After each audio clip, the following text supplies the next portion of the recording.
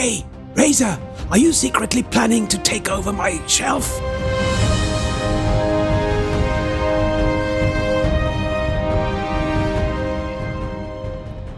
Hi everyone, this is Triple T, and today I'm taking a look at X-Transbots 85 MX-45 Razor, or their Bonecrusher. And I can hint that I like this one very, very much.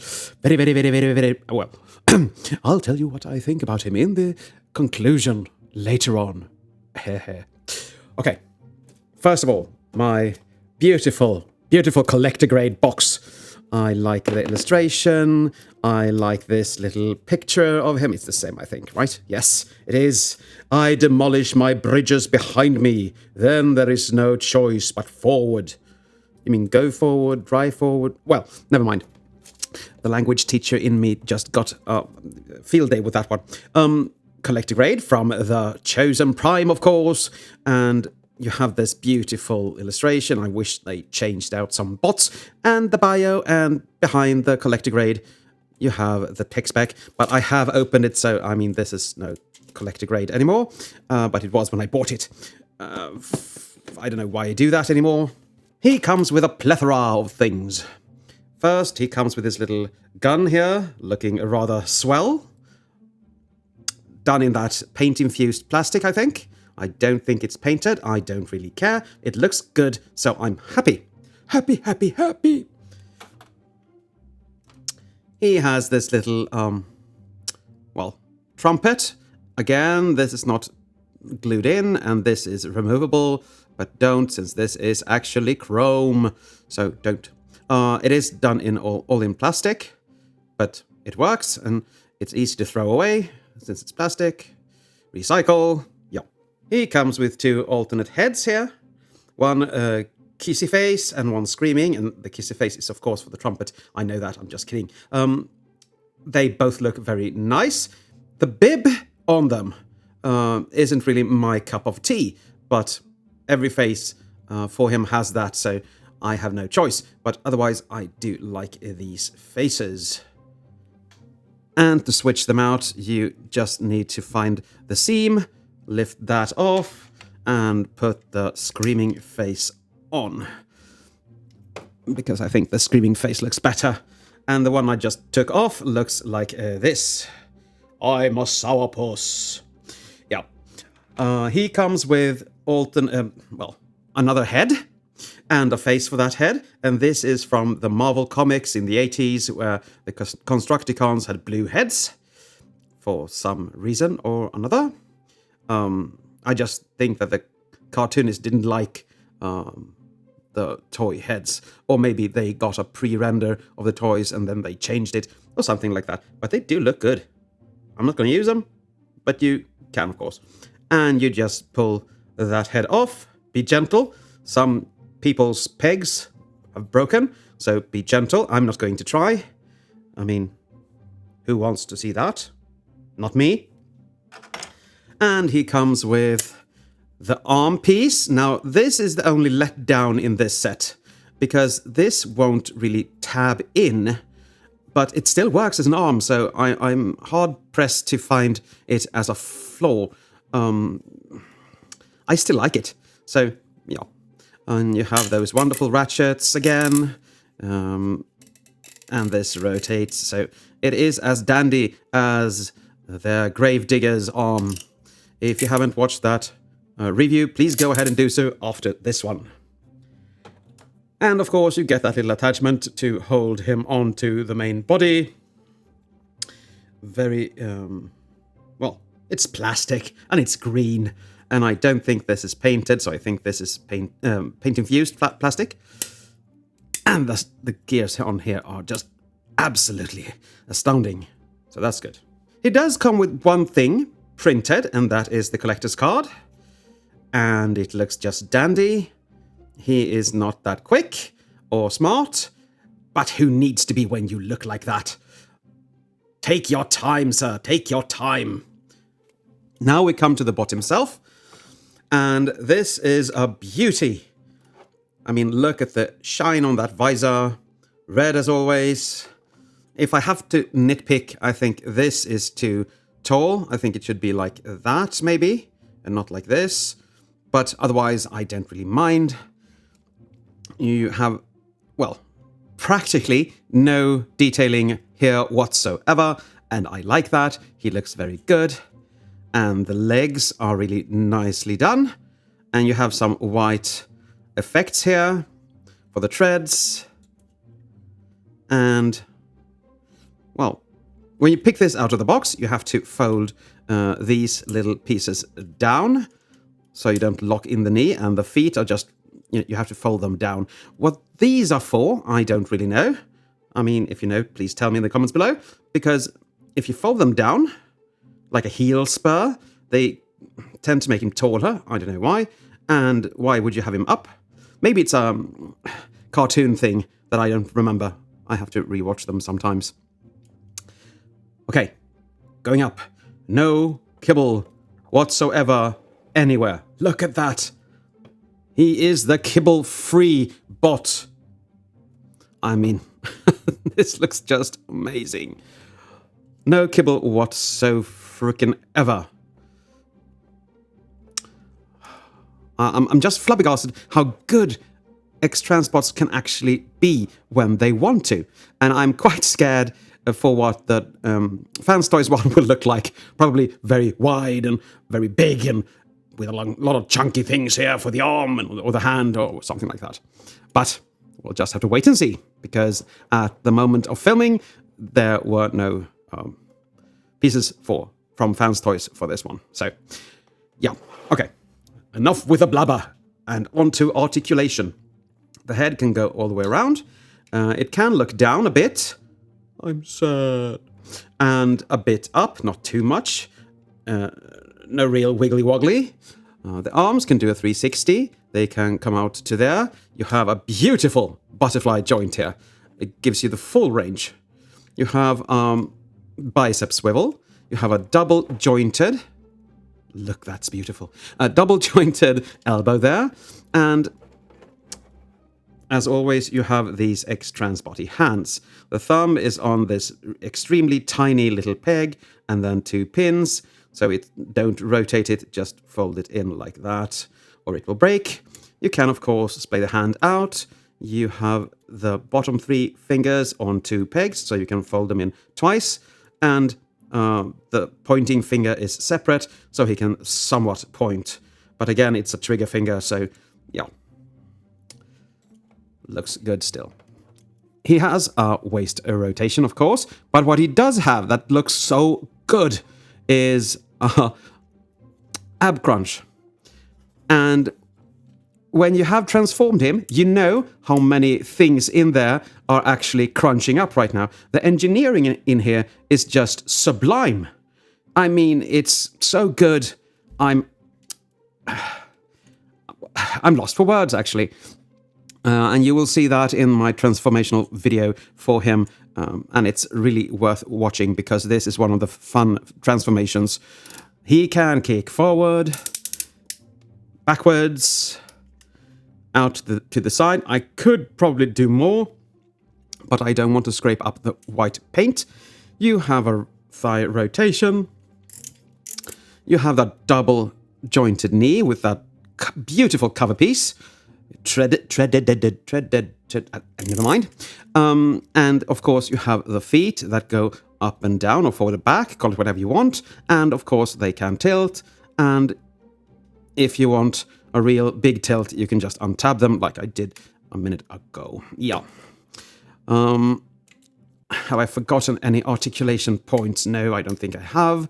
You can get him in some very, very nice posings, and I am very happy about that. And this is the first X-Transbots bot ever that's just pure solid. There is nothing loose here, and he feels like a brick. A true brick. This is what I call a masterpiece. And if X-Transbots continue like this, I'm their biggest fan. So I'm not keeping my hopes up, because I know they have QC issues from time to time, but the engineering in here and the quality plastic and everything is just sublime. But enough raving about that. Let's see if he can hold his little gun. Hint, hint, he can. Because I had trouble getting it out for the review. So he is not dropping that anytime soon.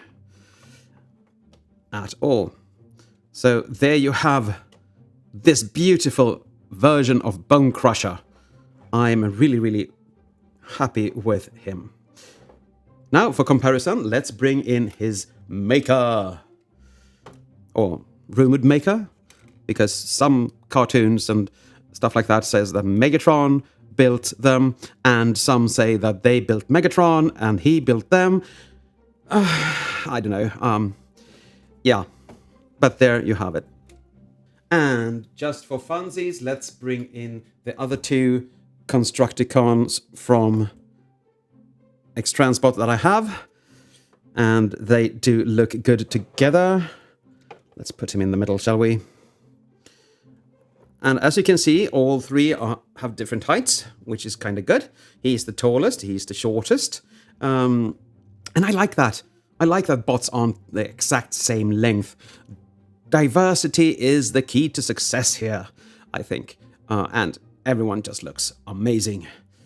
And it was Scoop that started it for me. So that's why I got this one, and then I had to get the other ones just because he's so good. And, well, you know, I just wish I had long haul.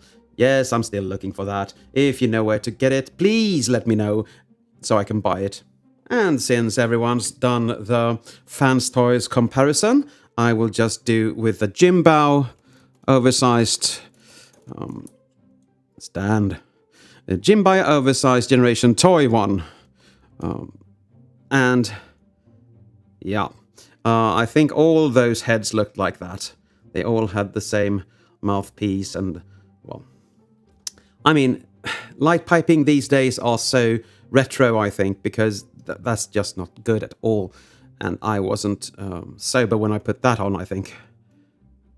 No, it's crooked and ugly and stuff like that. Well, anyway, I know they are being sold still, and if they are made new, they are probably very good still, because this has been my Devastator for many years, and it would continue to be so if I wasn't in on the Fans Toys and, of course, now the X-Transbots versions. But there you have that. And there you have him in alt mode, and it's a sublime alt mode. He rolls like a champ. There is nothing really hindering him rolling forward and back, and everything just looks good. You probably should fold up those heely things. And you can rotate this around if you want to, but that is just silly because Bonecrusher should have that down. You do have some detailing behind this, as you can see here. Very nicely done. And so, we have some nice thread details here. You have some detailing here. This isn't sightly, I agree, but the result you get with the arms is worth it. So I'm not complaining, not that much anyway. From behind, it looks like he still has that head tucked away, but it's, well, it is in there, but not that way. But I think that's just cartoon accurate, or maybe even toy reminiscent. So I don't care. It looks very good. And you can see some detailing on the back of the scoop here, or whatever you call this. And you have some real-world detailing up here. Looks very nice. And you have that little seat here and the driver's panel as well. So that looks very, very good indeed. But yeah, that is the alt mode, and I'm happy about it, and it looks good. I just wish that this could be a bit different just for the sake of it. But, well, it is what it is. So I'm not complaining. The detailing here can be really, really nice as well. I have lost a couple of screw hole covers from this one, but I can't really find where they should go. So they are probably just useless to me. I will just be happy without them. I think.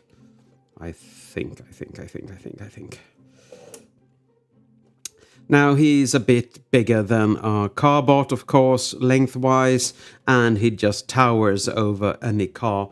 So I'm not going to show that because it just looks ridiculous. So we'll move on to arm mode. And here we have him in arm mode, and it is a glorious arm mode indeed when it stays what it should. Looks wise, you can have this however you want, and you can rotate the shovel if you want to. But in here you have that combiner piece squished in between the threads here. The lower arm is of course just attached, but it easily falls off. And as I said in my transformational video, this is the only gripe I have with this figure. So, yeah, you still have that rotation, you have that double hinge, you have those epic hands with a lot of splayage. You can just move them up and down, and you have two pins all the way down. And of course, they are individually articulated. The thumb is on a hinge here, and a little screw there, and a rotational there, and a little pin here. So this is very nice. Now, in here, you have storage, and you can put the gun in here if you want to. This isn't the easiest thing to do. The gun had to be put a bit on askew here, and I see that that works just fine. And now you have the gun inside the arm. And here you have the beautiful arm all lined up.